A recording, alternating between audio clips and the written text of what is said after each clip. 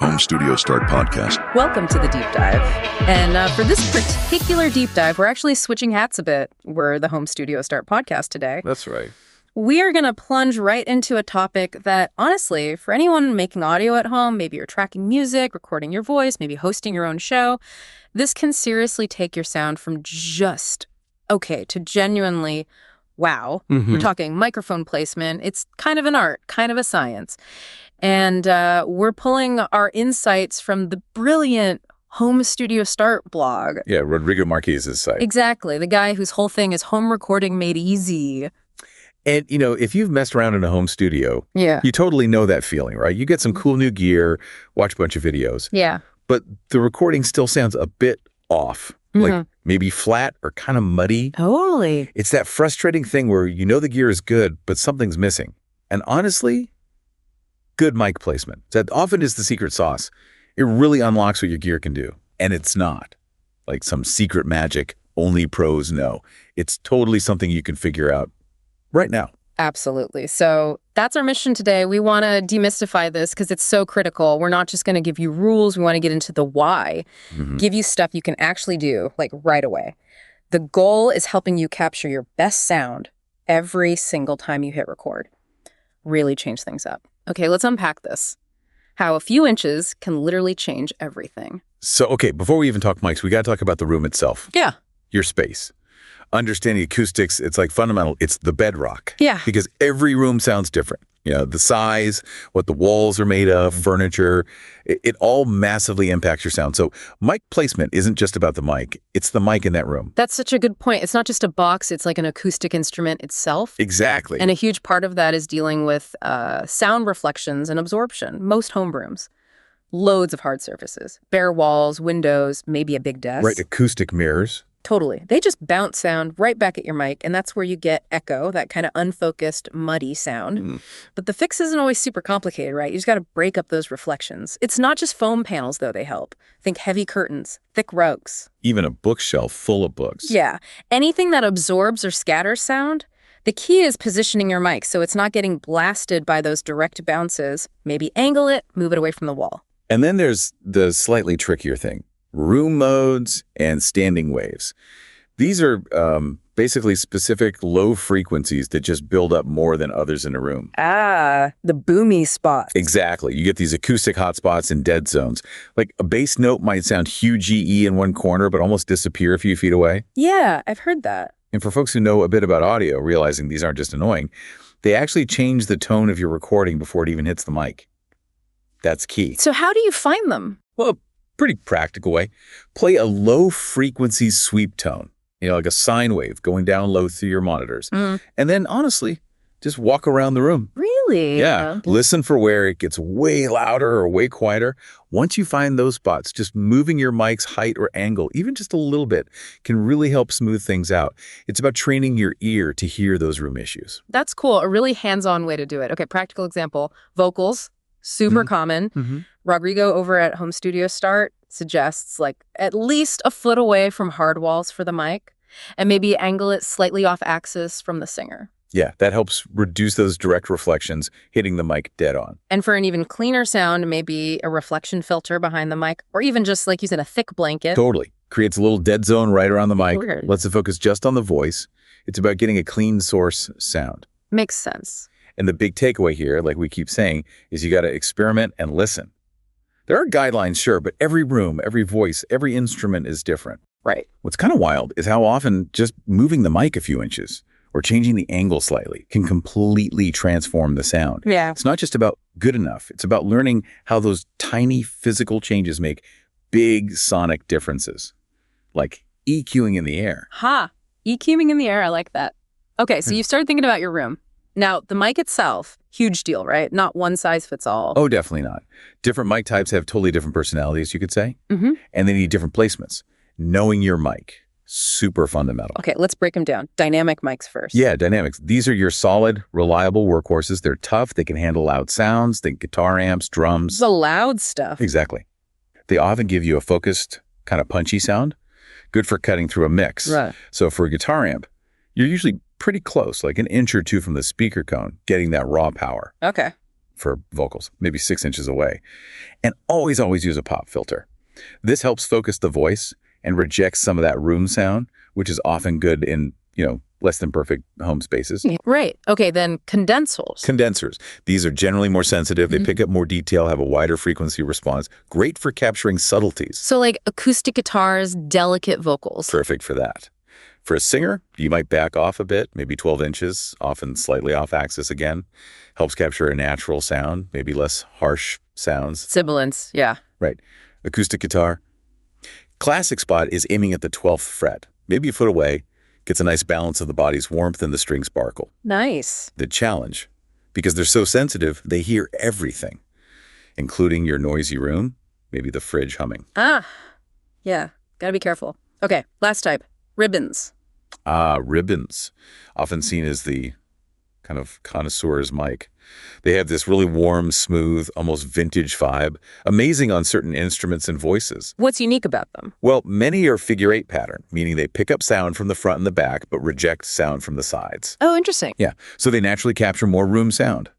Can be amazing if your room sounds good, maybe trickier if it doesn't, but placing one, say, a few feet from a violin or a sax, it can add this beautiful richness and sense of space. Cool. So yeah, connecting it all. Knowing your mic type. It's like knowing you need a screwdriver, not a hammer.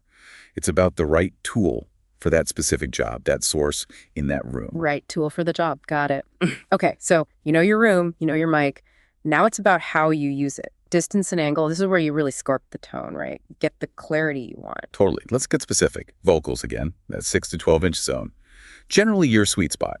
Gives you clear, full sound, less breath noise. And less room sound bouncing back. Exactly. But here's a pro tip people miss. Try tilting the mic slightly down. Down? Why? It can subtly reduce those plosive pops, the P's and B's, because the air blast goes slightly under the diaphragm. And it can soften sibilance sometimes too.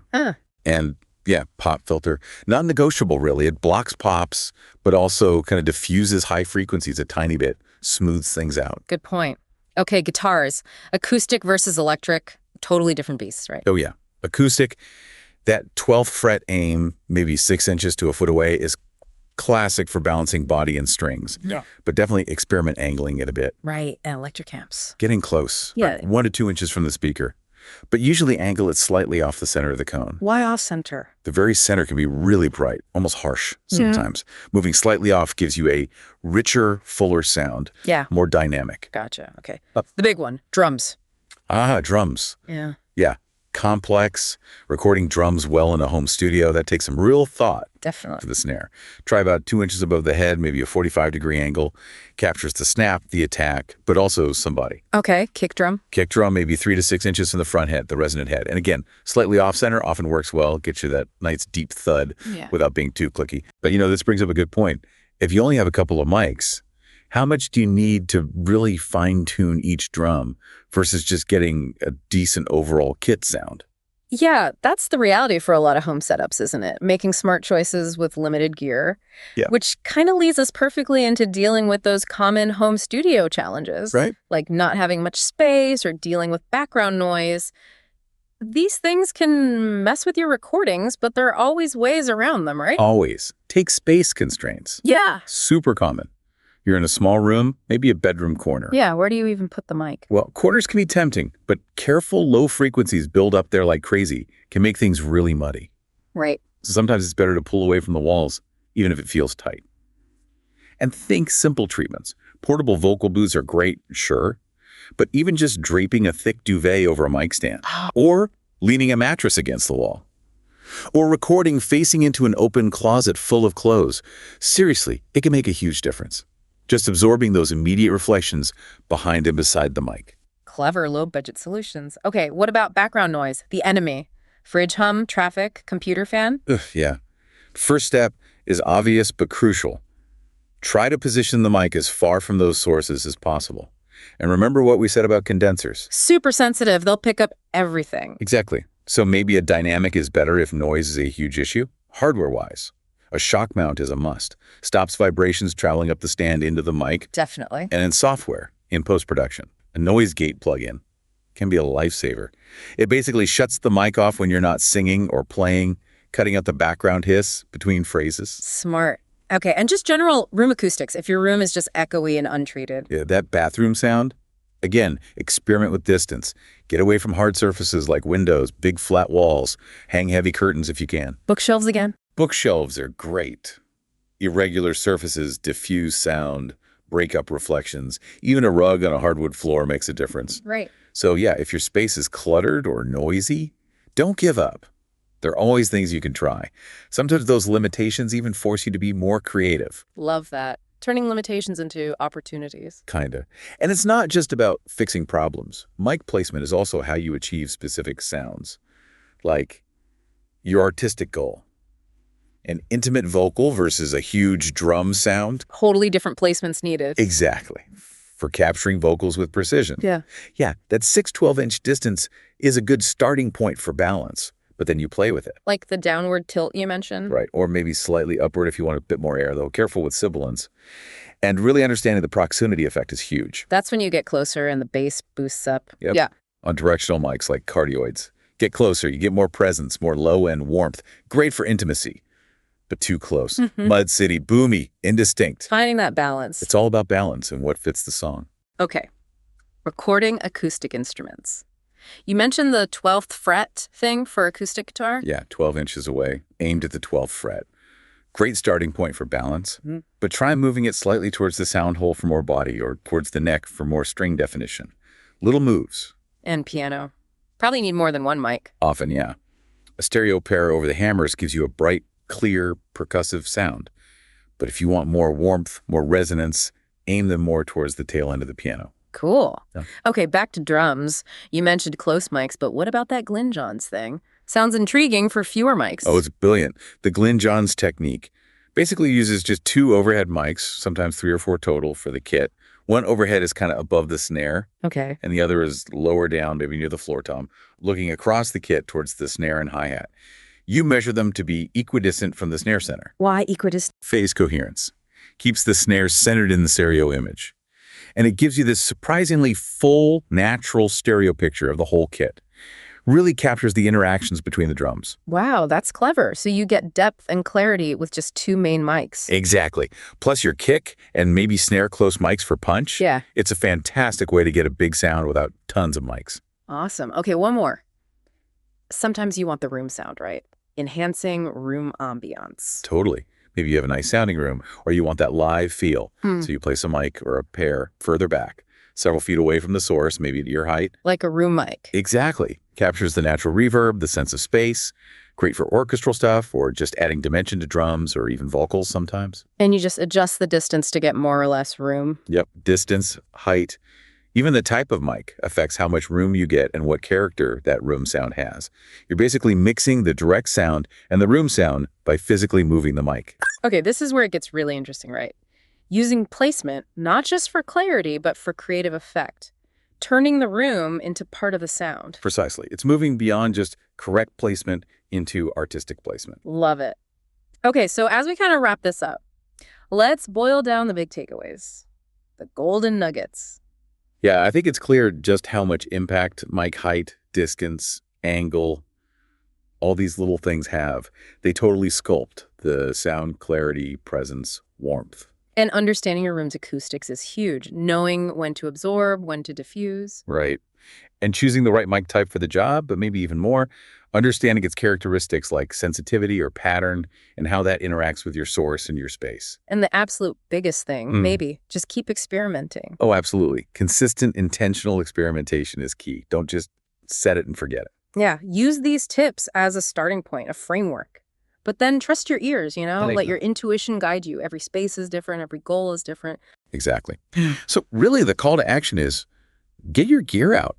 Apply some of this stuff. Start moving that mic around even just a little bit and listen. Like really critically listen to the difference. Yeah. And hey, share what you find. Talk to other creators online. Share your successes, your frustrations. Keep that conversation going. We all learn from each other. Totally. So think about it. What are you going to discover when you move that mic, just those few inches? Yeah. Or angle it differently? What cool new sounds can you unlock in your own space just by really listening and adjusting. Think about how nailing these little micro adjustments can lead to these huge macro improvements in your music, your podcast, whatever you're creating. It's how you find your sound. Couldn't have said it better. Go make some noise. Go make some well-placed noise.